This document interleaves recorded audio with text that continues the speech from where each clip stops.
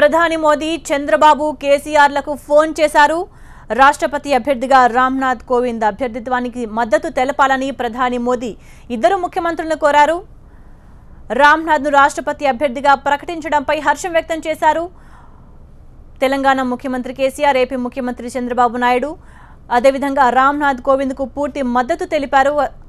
మమతా బెనర్జీతో మాట్లాడి మద్దతు కూడగట్టాలని చంద్రబాబును కోరారు ప్రధాని మోదీ. మరింత సమాచారాన్ని మా ప్రతినిధి అశోక్ అందిస్తారు. అశోక్, కొద్దిసేపటి క్రితం ప్రధాని నరేంద్ర మోడీ ఏపీ సీఎం చంద్రబాబు నాయుడుతో ఫోన్ చేశారు. దాదాపు 15 నిమిషాల పాటు ప్రధాని నరేంద్ర మోడీ చంద్రబాబు నాయుడుతో మాట్లాడారు. ముఖ్యంగా చాలాసేపు డిస్కస్ చేసిన తర్వాత ఇవాళ జరిగిన సమావేశంలో దళితుడైన రామ్నాథ్ కోవింద్ ను రాష్ట్రపతి అభ్యర్థిగా, ఎన్డీఏ అభ్యర్థిగా నిల్చోబెడుతున్నాం, ఆయన్ను ప్రకటించామని ప్రధాని నరేంద్ర మోడీ చంద్రబాబు నాయుడుకి తెలిపారు. మీ మద్దతు పూర్తిగా మాకు కావాలని కూడా ప్రధాని చంద్రబాబు నాయుడు కోరారు. కోరిన వెంటనే రామ్నాథ్ కోవింద్ ను రాష్ట్రపతి అభ్యర్థిగా ప్రకటించడం పట్ల చంద్రబాబు నాయుడు కూడా హర్షం వ్యక్తం చేశారు. తమ పార్టీ పూర్తి మద్దతు రేపు రాష్ట్రపతి ఎన్నికల్లో ఉంటుందని చంద్రబాబు నాయుడు ప్రధాని నరేంద్ర మోడీకి భరోసా ఇచ్చారు.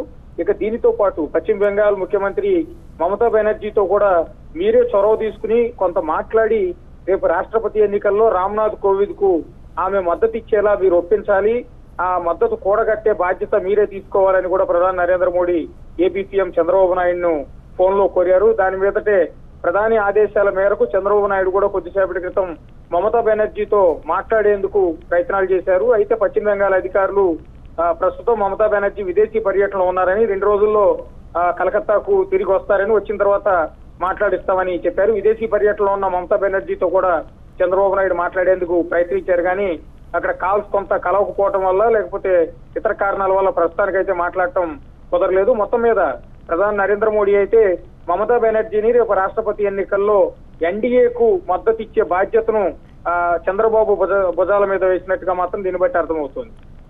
Right Ashok.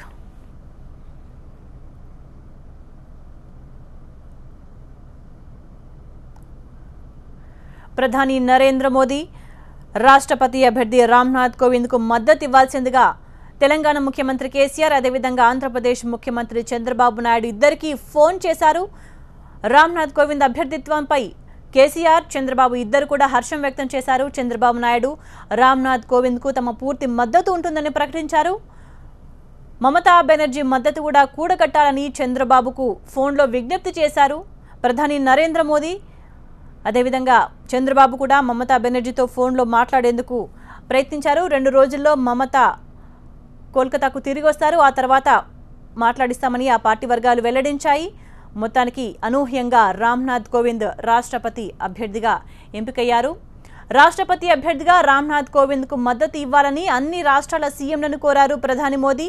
AP CM Chandrababu, Telangana CM కేసీఆర్తో పాటు తమిళనాడు సీఎం పళనిస్వామి, బీహార్ సీఎం నితీష్ కుమార్కు ఫోన్ చేశారు. అయితే రాష్ట్రపతి అభ్యర్థిగా రామ్నాథ్ కోవింద్ అభ్యర్థిత్వానికి మద్దతు ప్రకటిస్తున్నట్టు చెప్పారు సీఎం కేసీఆర్.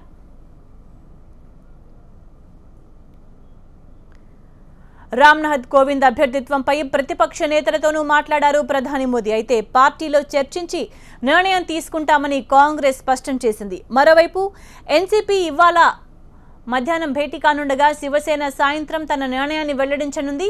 అయితే విపక్షాలన్నీ ఈ నెల 22న నిర్ణయం తీసుకుంటారని తెలుస్తోంది. కాగా నామినేషన్ల దాఖలుకు ఈ నెల 28 చివరి తేదీ. నామినేషన్ల ఉపసంహరణకు చివరి తేదీ జూలై 1. వచ్చే నెల 17న రాష్ట్రపతి ఎన్నిక నిర్వహిస్తారు. జూలై 20వ తేదీన ఫలితాలు వెల్లడిస్తారు.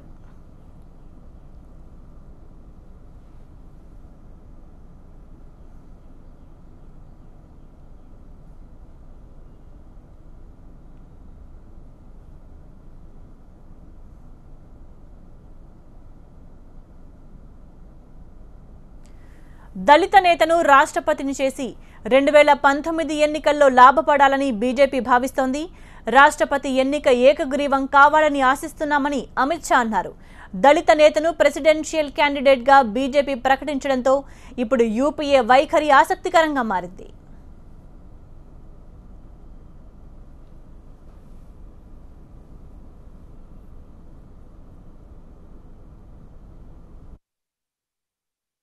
housing